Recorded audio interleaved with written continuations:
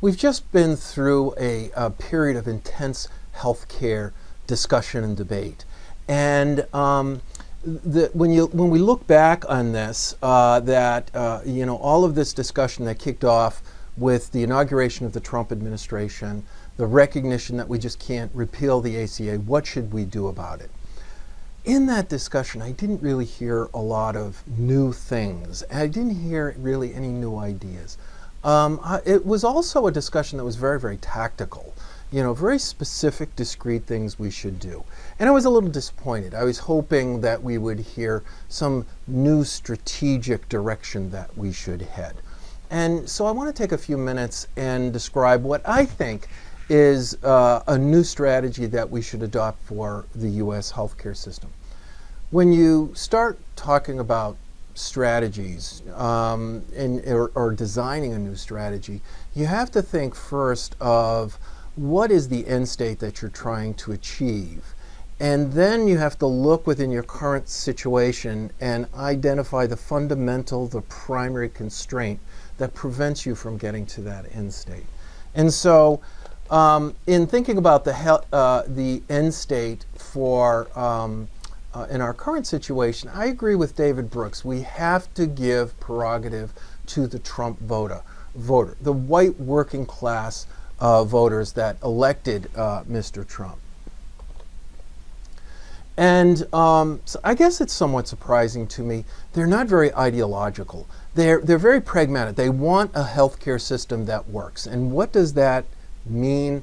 It means a healthcare system that does not cost them personally a lot, that they're not paying out of pocket for premiums, deductibles, and co-pays, and they're not getting ambushed by high drug costs. The other issue is that they get very upset at the complexity. They want a simple, easy-to-use healthcare system. But at the same time, they get the issues around the quality of coverage. They understand. They may not agree with the whole ACA strategy on essential benefits, but they know that a lot of these high-deductible catastrophic plans are not really insurance in their words. So that's what they want.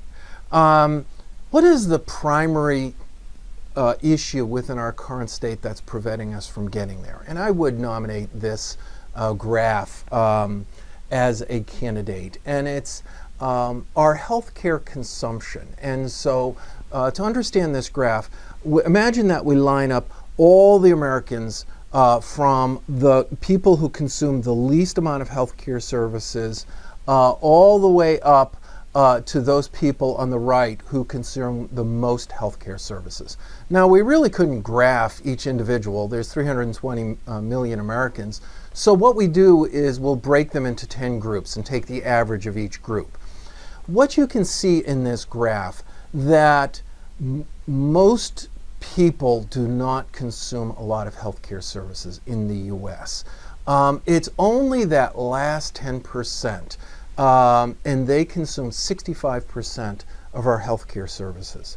And this is the fundamental issue. Healthcare consumption is very asymmetric. Okay, so what is the issue? Well, a lot of the people's objections to the Affordable Care Act come from this graph, because the strategy for the Affordable Care Act for dealing with this was, listen, we'll get everybody into the healthcare system, and we'll get so many premiums that the people on the left side are not going to consume any services, so we can use those premiums to pay for the people on the right side in that last decile that are consuming all the healthcare services.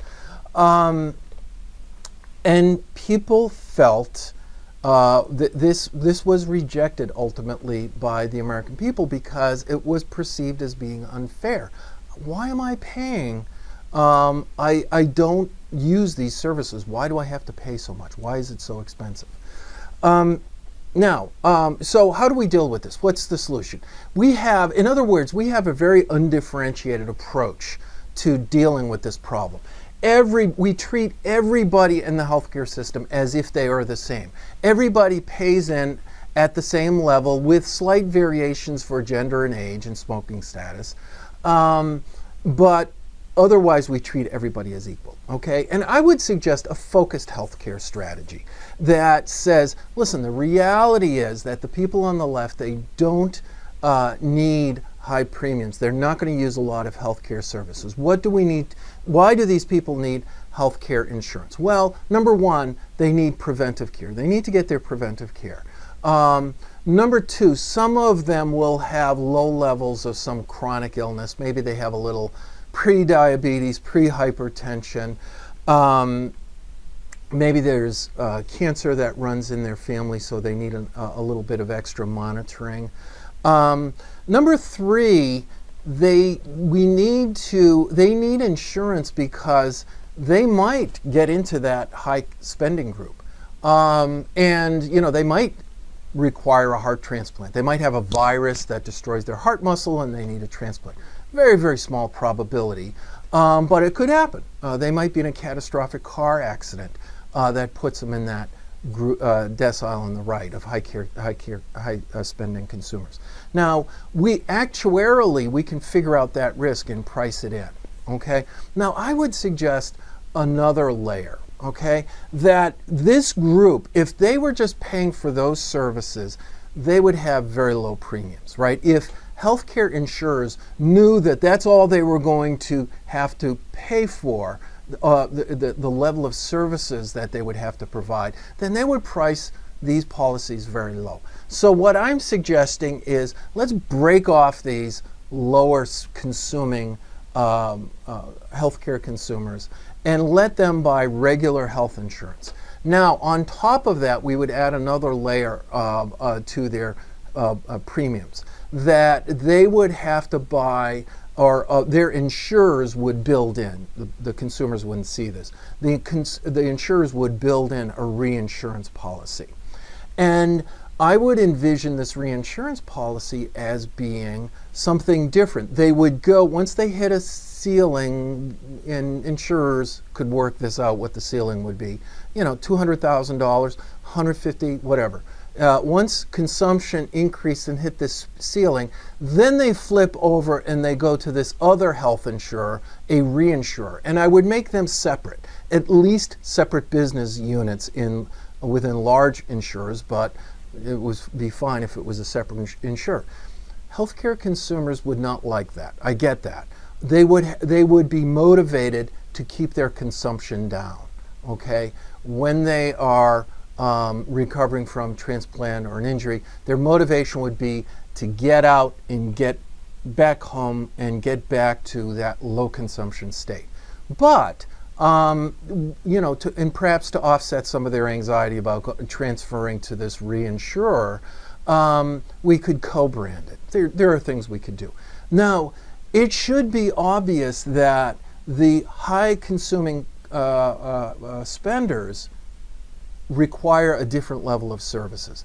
They don't need to be reminded about their cholesterol and their weight and check their sugar and all these things. And they need very complex coordination of care. These people, when you break out who's in this decile, these are the newborn ICU patients, right? These are the complicated transplant patients. These are the catastrophic multiple traumas. So they require different services. Not necessarily, providing these services is far outside the core competencies of your usual insurer. So let these separate business units, let these separate insurers develop these core competencies. Once the patient got themselves back into a low consuming state, then they could transfer back. Okay? This is a basic outline of a focused strategy for healthcare. Please let me know what you think. I'd like to talk about this.